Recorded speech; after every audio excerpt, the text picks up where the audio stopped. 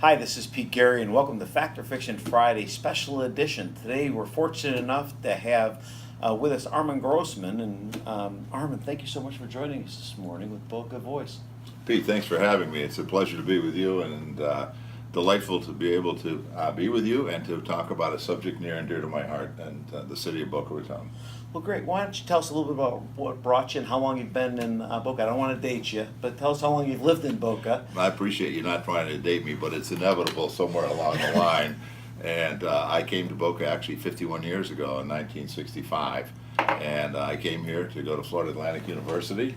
I like to tell people that it was based on the outstanding academics that attracted me. But although this Florida Atlantic University and their initial hires had truly outstanding academics, and they really did. It's a heritage that they should be very, very proud of. It was a unique university, and I'm very, very proud to have been part of the foundation of that university.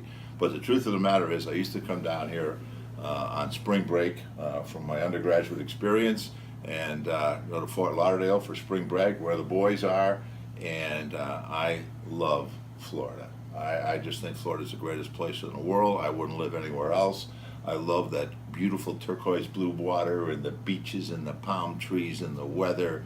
And every day when I go to the beach, I feel the same as I did then. I think this is a fantastic place. The unique thing is, Pete, that I'm not alone in those feelings. Many people come to Florida, and they come to Florida. We have 1,000 people a day still moving to Florida. And while Florida is beautiful and offers many aspects of the state of Florida, Palm Beach County is actually very unique, and I think within Palm Beach County, Palm Beach and Boca are exceptional. I think Boca Raton is a jewel in itself. No question about it.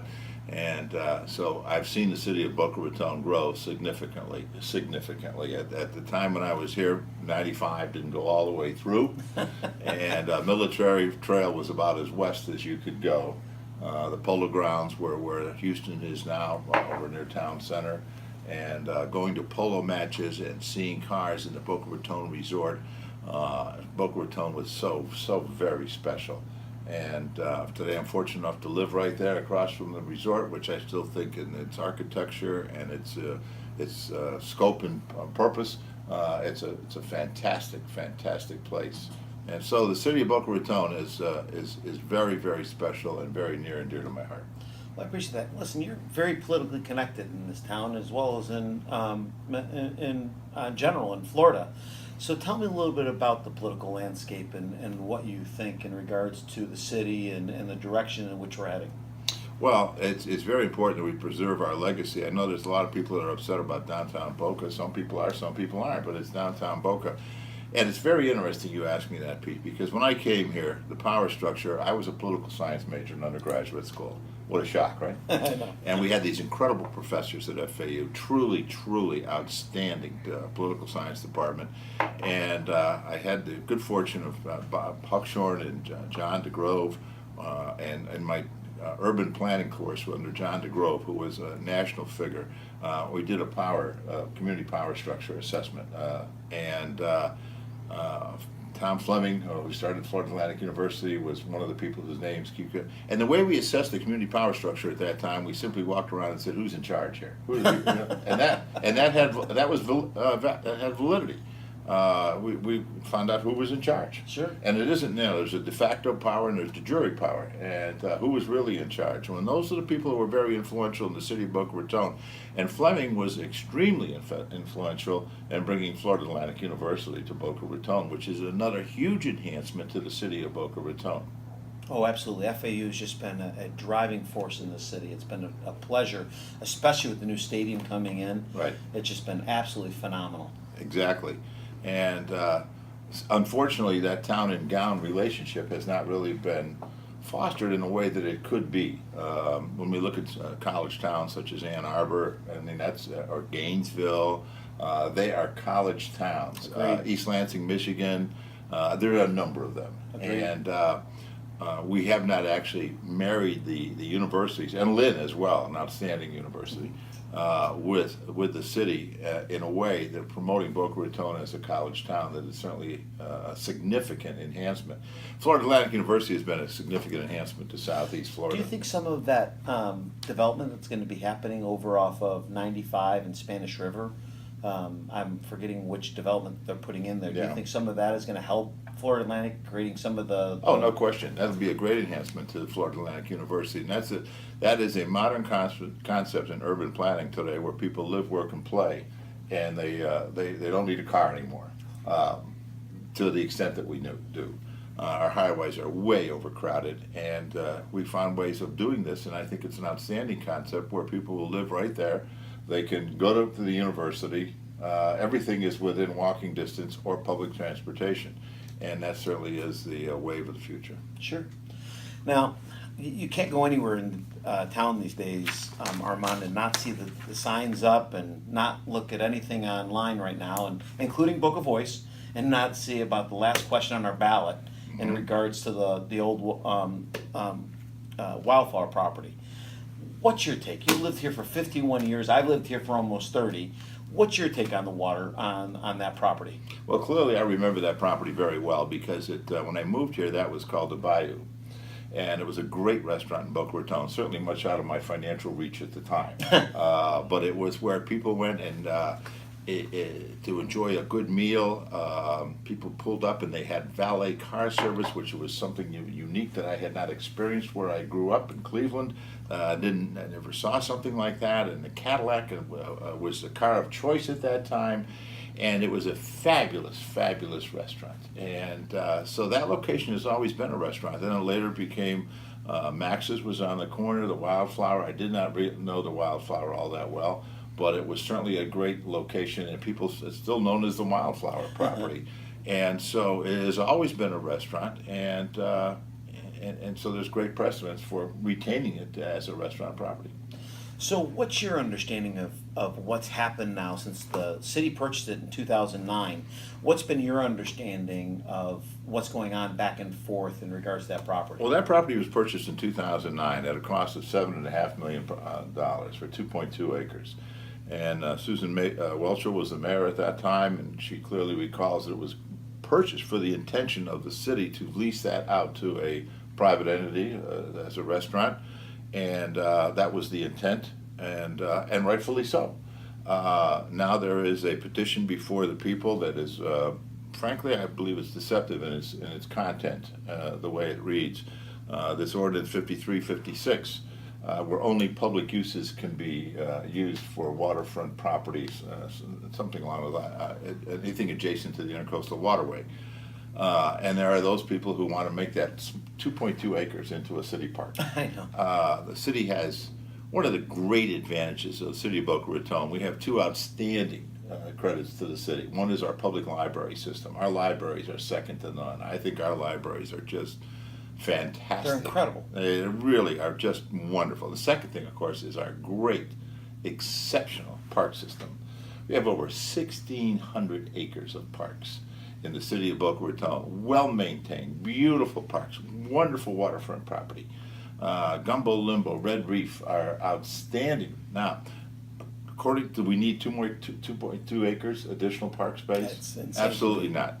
We don't. It's not required. We don't need that. I was going up the Intercoastal with some friends on their boat Memorial Day weekend. We looked over at Red Reef. Sadly, it was underutilized. I thought on Memorial Day this would be jammed. It wasn't. Is there a big public demand for it? No, I don't see that at all. These parks are outstanding. Well, they are way under, which is a good point, which is not being brought up, Armand. The park system currently is way underutilized in general. With 16 acres per 1,000 residents on a promise of only 11,000 acres, or 11 acres per 1,000 residents, it's well underutilized. And I think we have not done a good job of explaining that to the residents, unfortunately, where they realize that we truly do have an amazing park system. If we would utilize the park system we currently have, they'd understand that we don't need a small postage-sized lot. Right. And what really infuriates me is that it seems to be, again, that the loud minority is just flexing their will to try to get a park in that location. Right. The fellow who circulated the petition, James Henry's a nice fellow. He and his wife, I met them both, and they're wonderful Boca people. Yeah, but it's in their interest to make that into they live Across the Right. intercoastal Yeah, waterway. exactly. So I can understand their perspective of this, but actually it would only be used by a small amount of people. Whereas if when it becomes a restaurant, it becomes open to the public, and thousands of people will use that. Initially, when we start talking about in our conversation here, Pete, the Florida lifestyle is a wonderful way to live, and one of the great things of the Florida lifestyle I particularly love, and I'm sure, and many other people do as well. Cruising down the intercoastal is just looking at the magnificent Florida landscape, the beautiful homes, and then being able to stop at pull your boat up to a restaurant and have dinner at a restaurant is uniquely Florida. Right. It's a beautiful experience. While we can go up to Delray and do that, there are restaurants all along the intercoastal. On Hollywood, there's restaurants along the intercoastal. Come to Boca, there's only one. Now, there are some naysayers that'll say that Hillstone made a decision down in Pompano to not allow boats to park at their docks. However, what the facts haven't shown, and what they have not done a good job of doing, is explaining that the city, in its infinite wisdom, which I thought the mayor and the city council did a great job, is they did a land lease. They did not give Hillstone the ability to control the docks or control the walkways around it. So they only gave them the ability to build a restaurant on the property. They control the seawall, they control the docks, so the city can build docks. Right. Not granting access to the docks there is not Hillstone's choice. Right. It's actually the city's choice. So the city therefore controls whether or not docks are allowed, boats are allowed to dock there. So people will be able to pull up and dock there and dine at Houston's or whatever Hillstone decides to name that restaurant. Right. They do not have the option to decide whether or not a person can actually pull up, boat, and dock at those docks. And also allow them to walk around, because one of the other big misconceptions that I've seen people talk about, and I'm interested in getting your opinion, is that they've said, well, it's no longer going to be available to all the residents, that it's going to stop ingress and egress to the intercoastal waterway.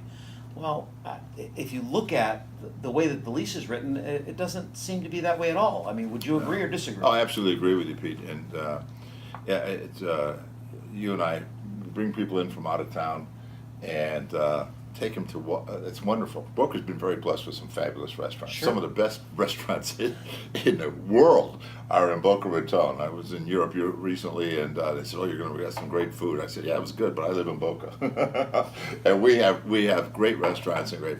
But waterfront dining is unique and special to the Florida lifestyle. Right. And when people come in from out of town at the university, when we're recruiting kids or so and their parents, and we take them to a waterfront restaurant, it's uniquely Florida, and something like that is uniquely Boca And you have to Raton. take them out of Boca to do it. There's only one Right. option. Right. You have to take them to a hotel in order to do it. And I for one, don't want to have to take them to a hotel to dine on the water. Exactly.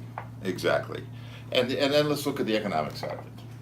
Right now, we've got a $7 million property, $7.5 million property. I'm not sure what the assessment is on it right now, but City of Boca Raton residents are paying taxes on that property. Correct. We lease that out; it becomes monetized, and there is revenue generating. So aside, just looking from the financials, now is taking a liability and making it into an asset on the income. Let's statement. talk about that for a second, because there's some debate, and Al from Boca Watch has done Al Zakar from Boca Watch has done a great job of creating rhetoric and telling people, well, sleight of hand, look, they're not going to pay tax on that property through this lease.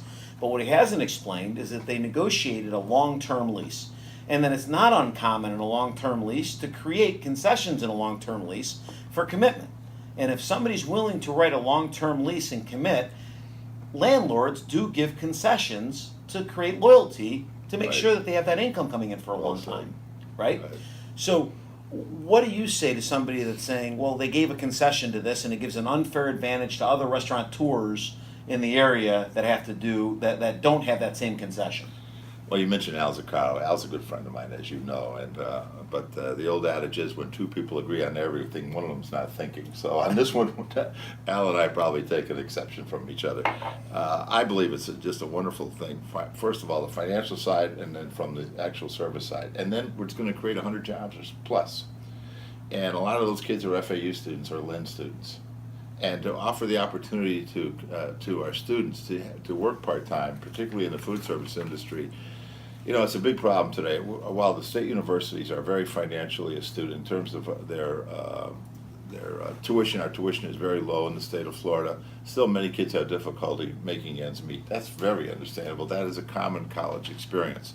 If they can work part-time and gain experience, and if they are tied into our hospitality programs or public marketing programs, any type of business program, any type of service, and they learn, they become accustomed to waiting tables, being a service person. That's a wonderful experience. Not only are they making money, but it's a great experience. So it's providing 100 plus more jobs right here in the city of Boca Raton, which is very good. Geez, Armin, those are great points. And I didn't even, in none of the arguments that we talked about today, we talked about actually adding jobs to the community, specifically for students going to FAU. That is a great point. I got to be honest with you. I wish I had thought about it, but if you don't mind, I'm going to steal it in some of my commentary that I'm going to use. I didn't copyright it, so it's fine. Actually, my youngest son is worked over at Bellagio in Meisner Park as a busboy. That was his first job at age 16. And I said, now look what you're learning on this job. You are learning customer service. Customer service is a foundational point of any business, no matter what business you are in. And you're learning how to deal with people who are not necessarily, everybody's not the nicest person. Now, when you deal with that person, which you will the rest of your life, no matter what position you're in, it is of great value to learn that skill. And when you, Absolutely. and he was frankly very, very good at what he did. I'm very proud of him. But for any kid to be in that position, and I'm a firm believer in cooperative education, where kids go to work part-time and go to school part-time. The enhancement to the individual kid is huge. First of all, financially, it's very good for him. But second of all, the curriculum in the school becomes much more relevant due to the fact that you have hands-on experience working in a business that you can relate to, so that the curriculum becomes far more meaningful as a result of it, rather than simply being an abstract concept of being an academic experience. I couldn't agree more, Armin. I couldn't agree more. Listen, thank you so much for joining. Anything else you'd like to tell our viewers today? No, I just would encourage them to vote no on that particular ordinance, because it's somewhat deceptive in its wording, which is not uncommon on a ballot, and it's not to the best interest of the city of Boca Raton that we would ever pass that. So I would encourage everyone to vote no, and then enjoy a nice facility when it comes to fruition. Thank you again for joining us on the Boca Voice. We look forward to seeing you next week, and please make sure, if you haven't already voted, get out and vote on November the 8th. It's a very, very, very important day to vote, not only for our nation, but locally. It's important to get out and vote, get out the vote. Thank you, and enjoy your weekend.